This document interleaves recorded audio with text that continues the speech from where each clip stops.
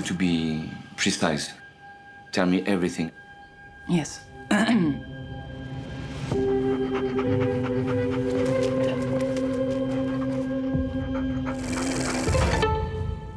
temps sont proches. Sire, vous voici enfin parmi nous. Ne tardons pas. Promise me you'll find your way home. Furiosa. Give me this promise. Tu dois rejoindre les producteurs au resto. Non, j'en ai rien à foutre de manger avec les producteurs. On va pas se faire encore un gastro avec 2 têtes de cul. Tu trouves super, Alain? Tu trouves crédible un ouvrier? Le sacre d'Anatomie d'une chute de Justine Triet aux Golden Globes, les films les plus attendus de 2024 et notamment Furiosa, le 5e opus de la série Mad Max, et puis la sortie cette semaine de Making of de Cédric Kahn sur les dessous du cinéma. Voilà pour le programme de ce nouveau numéro 100% cinéma de À l'affiche. Bienvenue à vous.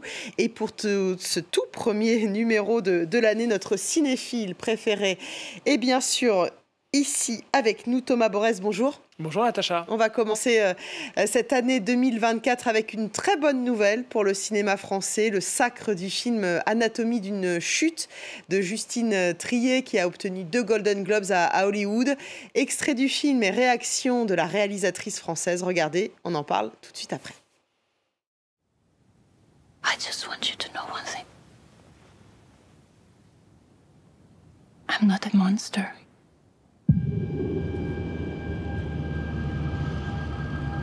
Bah c'est un peu irréel, là je m'attendais pas à ça, surtout quand j'ai entendu les noms à côté de moi, de ceux de Scorsese et tous les noms qui ont été annoncés dans les catégories différentes. Donc je suis très très émue et très étonnée, en fait je m'attendais pas à 2 prix comme ça d'affilée.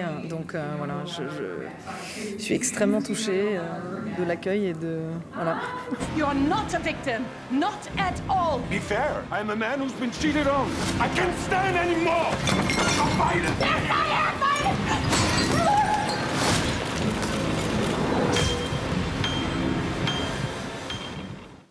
Voilà la réalisatrice française Justine Triet récompensée aux Golden Globes. Justine Triet très émue, Thomas, même si le succès de son film a été un peu entaché par une polémique puisque l'acteur principal d'Anatomie d'une chute est accusé de viol. Oui, il s'appelle Samuel Tace qui incarne dans le film de Justine Triet justement le compagnon de l'héroïne, celui qui chute. Voilà. Alors Samuel Tace, il est d'abord et avant tout un réalisateur. Il est sous le coup, donc vous l'avez dit, d'une accusation de viol de la part d'un technicien sur le tournage qu'il réalise en ce moment. Ce film baptisé Je le jure, et Ironie du sort, un film de procès. Voilà, en attendant que la justice suive son cours et afin de protéger l'équipe, le cinéaste est confiné et il dirige, c'est une première, son film à distance. Alors revenons à la fête et aux Golden Globes.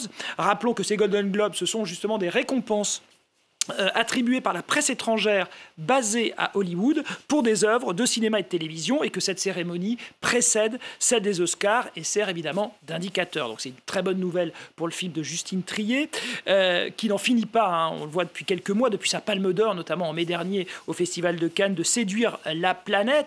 Même on a vu aussi l'émoi suscité en France quand on a su que ce n'était pas Anatomie d'une chute, qui allait représenter la France aux Oscars, mais La Passion de Dodin Bouffant, ode, on le sait, à la gastronomie française, avec Juliette Binoche et Benoît Magimel, donc qui a été préféré, voilà, à Anatomie d'une chute.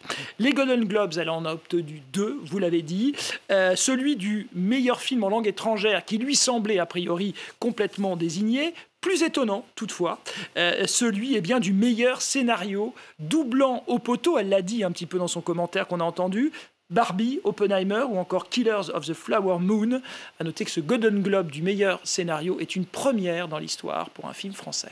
C'est à noter, effectivement. On va profiter aussi de ce début d'année pour rêver un peu et déjà nous projeter et évoquer les films les plus attendus de cette année 2024. Thomas, vous avez fait une sélection très subjective et vous en avez bien le droit. On va commencer par... On va commencer par La zone d'intérêt de Jonathan Glazer. Alors, les 2 films étrangers que j'ai choisis, c'est 2 pistes, vraiment 2 ambiances, puisque La zone d'intérêt en question est une réflexion clinique sur la barbarie barbarie nazie qui suit l'intimité de la famille de Rudolf Höss, le commandant d'Auschwitz. C'est signé du Britannique Jonathan Glazer.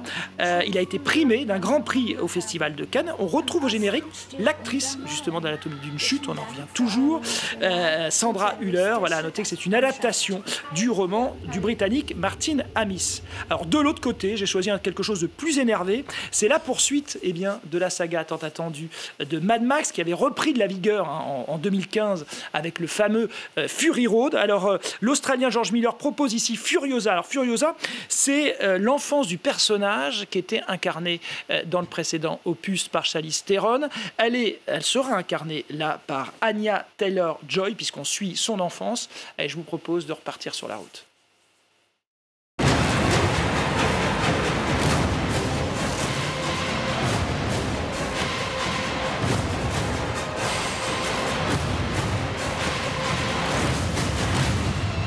I'm Furiosa! The darkest of angels.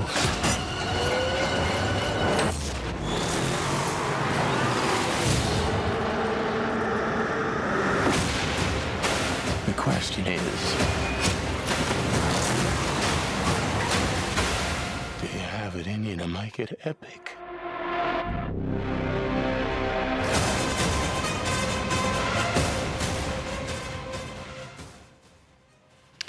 Voilà, à noter que le film est programmé pour le 22 mai. Tiens, en plein festival de Cannes, à l'endroit même où Fury Road avait conquis la planète.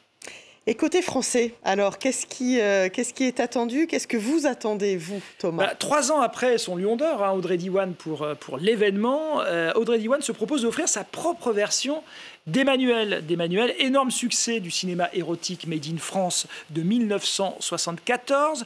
Plus de 7 millions de spectateurs à l'époque. L'itinéraire sexuel d'une jeune Française de 20 ans dans la chaleur de Bangkok. Eh bien, c'est Noémie Merlan qui reprend le rôle jadis tenu par Sylvia Christel. Voilà. On a hâte. Oui, et puis alors c'est un film que Audrey Diwan a coécrit avec Rebecca Zlotowski. Il n'y a pas de date de sortie pour l'instant. Autre film français attendu, L'Empire, une sorte de guerre des étoiles version Bruno Dumont. Ici, les forces du bien et du mal vont s'affronter dans le nord de la France. On y voit Lina Coudry, Camille Cotin ou encore Fabrice Lucchini. On regarde et puis on en parle juste après, Thomas. La gendarmerie sur le coup. Mais les humains, Johnny, sont nuls. Faites attention à ce que vous dites. Vous vous adressez quand même à la gendarmerie nationale. So what? Les forces adverses sont redoutables. Même si ton ennemi t'es vraiment belle. Tu veux que je te la dégage? S'ils ont la force, on a la sagesse. T'as pas peur du démon, toi? J'ai surtout pas peur des hommes. C'est quoi ça? C'est une belle bande de losers. C'est peu de le dire. Il faut s'en prendre plein la gueule. À la bataille! Et qu'advienne mon empire! Voilà, Bruno Dumont, cinéaste français, cinéaste même du nord de la France, là où se passent tous ces films. C'est vrai qu'après une première partie de carrière plutôt sombre, plutôt âpre, il a vraiment lâché les chevaux, comme on dit, il y a 10 ans, avec sa série Petit Quinquin, qui était vraiment une espèce de délire burlesque incroyable, dont on retrouve d'ailleurs les super gendarmes dans cet empire. Son cinéma, je le disais, donc c'est fait de plus en plus satirique, burlesque, déjanté. Voilà. J'ai l'impression que cet empire semble être une espèce de synthèse de tout ça. À noter que Fabrice Lucchini, que Dumont avait déjà transfiguré dans Maloute, pourrait être ici une sorte d'empereur tel qu'on l'a connu dans la guerre des étoiles. Voilà, on a hâte de voir ça. On a hâte, il faut attendre encore un petit peu. Ça sort sur les écrans le 21 février. Voilà, c'est tout proche. Allez, on termine avec une sortie de la semaine, Making of de Cédric Kahn, récit d'un tournage de film chaotique. C'est avec Jonathan Cohen et Bruno Podalides. Voilà, c'est vrai qu'en France, le film emblématique sur le sujet, c'est bien sûr La Nuit américaine de François Truffaut en 1973. Truffaut qui jouait d'ailleurs lui-même et qui racontait sa propre vision d'un tournage avec ses querelles internes, ses luttes de pouvoir, ses histoires d'amour souterraine. Et ben Cédric Kahn, il fait un peu la même chose. C'est vrai que Cédric Kahn, on découvrait il y a quelques mois à peine le procès Goldman, qui nous avait très impressionnés. Voilà, il se plonge ici aussi donc dans un récit fictionné d'un tournage. Alors, il est question d'un metteur en scène isolé au bord du burn-out, d'un producteur totalement débraillé. C'est Xavier Beauvois qui l'incarne, il est absolument génial. D'une équipe plus ou moins soudée, mais pas forcément prête à se soumettre aux impératifs économiques, on le sait bien, fluctuants d'un tournage, et d'une vedette à l'ego trop important. Vous l'aurez compris, c'est Jonathan Cohen. C'est drôle, c'est triste, c'est bordélique et c'est aussi mélancolique. Donc c'est tout en un. Bref, c'est une histoire de cinéma. Et les histoires de cinéma, on aime ça. Merci Thomas Borès. Merci à vous, Natacha. Merci à vous de votre fidélité. Je vous souhaite une très belle année et je vous propose de nous quitter donc avec la bande-annonce de Making of de Cédric Kahn qui sort donc cette semaine. Je vous dis à très vite sur France 24. Le principal financier du film nous a lâchés. Il faut demander à l'équipe de terminer sans être payé. Et alors, qu'est-ce que je dis à l'équipe? Bah, tu dis rien, tu tournes, tu fais comme si tout va bien, tu tournes. Ton film, comment ça va? Bah, les techniciens sont énervés. Vas-y, ferme ta gueule, toi, je te Pardon? pas. Qu'est-ce que tu Arrêtez, oh! Les acteurs font n'importe quoi. T'es peut-être une grande vedette, bravo, mais t'es surtout un énorme fils de pute.